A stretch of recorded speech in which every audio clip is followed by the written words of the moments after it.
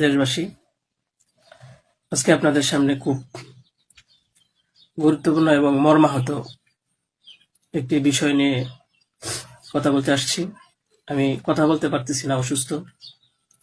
তারপরেও যদি কিছু না বলি তাহলে আপনারা হয়তো আমাকে সন্দেহ করতে পারেন। তাই আমি আমার কিছু কথা আপনাদের সাথে শেয়ার করার প্রয়োজন মনে করলাম। বিষয়টা হচ্ছে যে আপনারা দেখতে পাচ্ছেন যে সামাজিক যোগাযোগ মাধ্যমে আমাকে নিয়ে একটা বিষয় ভাইরাল হয়েছে, বিভিন্ন পত্রপত্রিকায় সেগুলো হয়তো প্রচার হচ্ছে। তো আমি আপনাদের বলবো যে এই বিষয়টার সাথে, যে বিষয়টা মেঘলা নামক একটা মেয়ে এবং আমার ছবি দিয়ে যে একটা অপপ্রচার করা হচ্ছে, অপবাদ রটানো হচ্ছে, এটার সাথে আমি কোনোভাবেই সম্পৃক্ত না। আমি এটার বিষয়ে কিছুই জানি না। আমি যদি বলি তাহলে বলবো যে এই মেয়েটা আমাদের এখানে পড়াশোনা করেছে, গত বছর পড়েছে এবং এর আগের বছরও পড়েছে। তো এর আগের বছর পূর্ণ বছর পড়াশোনা করার পরে সে আমাদের মাদ্রাসা থেকে চলে যায়।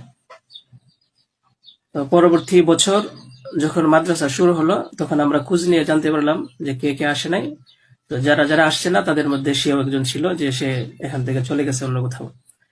তো খবর নিয়ে জানতে পারলাম সে ঢাকা চলে গেছে, তারা বাবা মার সাথে থাকে।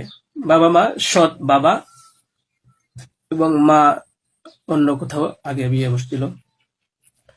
তো বর্তমান যে বাবা আছে মেঘলা, তার মেয়ে না, বরং আগের বাবার মেয়ে সে। তো সে যখন ঢাকায় চলে গেল আমরা শুনলাম, তখন আমরা কিছু বলি নাই, ঠিক আছে, ঢাকায় তো পড়াশোনা বেশি হয়, তাহলে পড়ুক। আমরা আমাদের ক্লাস শুরু করে দিলাম। কিছুদিন যাওয়ার পরে দেখলাম আবার এই মেয়েটা আমাদের মাদ্রাসায় আসছে।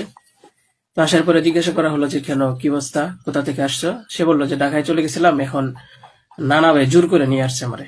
আমি আসতে চাইছিলাম না, আমাকে জোর করে নিয়ে আসছে নানা ভাই।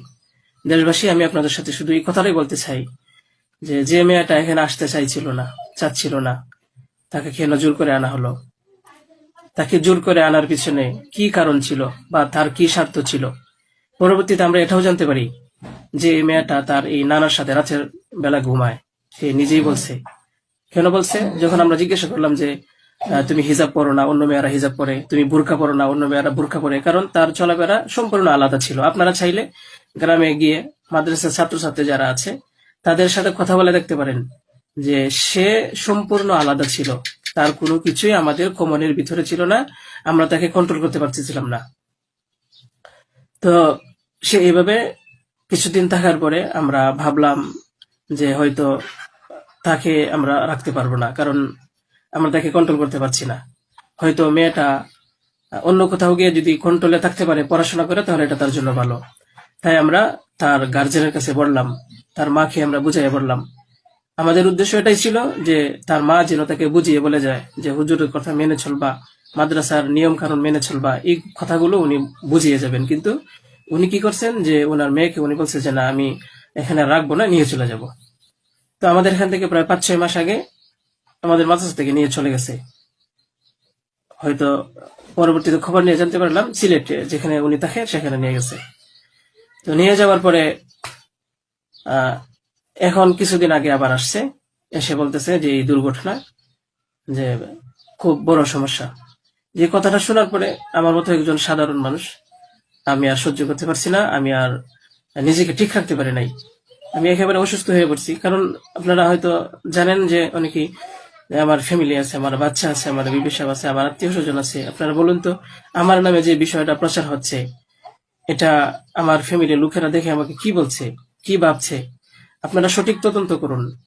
আমি কখনোই দেশের আইনের প্রতি অবাধ্য না, আমি শ্রদ্ধাশীল। দেশের আইন আছে, সে আইন সঠিক অপরাধী যে তাকে খুঁজে বের করবে। আপনারা অপরাধী খুঁজে বের করার আগেই যদি আমাকে অপরাধী বানিয়ে ফেলেন, তাহলে তো আসল অপরাধী পার পেয়ে যাবে, আসল অপরাধী তো ছাড়া পেয়ে যাবে।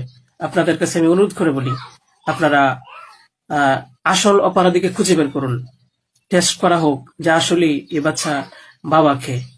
আপনারা আমাকে টেক দিচ্ছেন, বিভিন্ন পত্রপত্রিকায়, টেলিভিশনে বলা হচ্ছে। আমি আপনাদের কাছে শুধু এই কথাগুলোই বলবো যে আল্লাহ তাআলার বিচারের উপরে যদি শ্রদ্ধাশীল থাকেন, এই বিশ্বাস করেন, তাহলে আমাকে নিয়ে আর এরকম কাজ করবেন না। আপনারা সঠিক তদন্ত করে সঠিক অপরাধীকে খুঁজে বের করুন। আমি আপনাদের সামনে আর কথা বলতে পারতেছি না। আপনারা সবাই ভালো থাকবেন, ইনশাল্লাহ পরবর্তীতে আরো কথা হবে ইনশাল্লাহ। আসসালামু আলাইকুম রহমতুল্লাহ।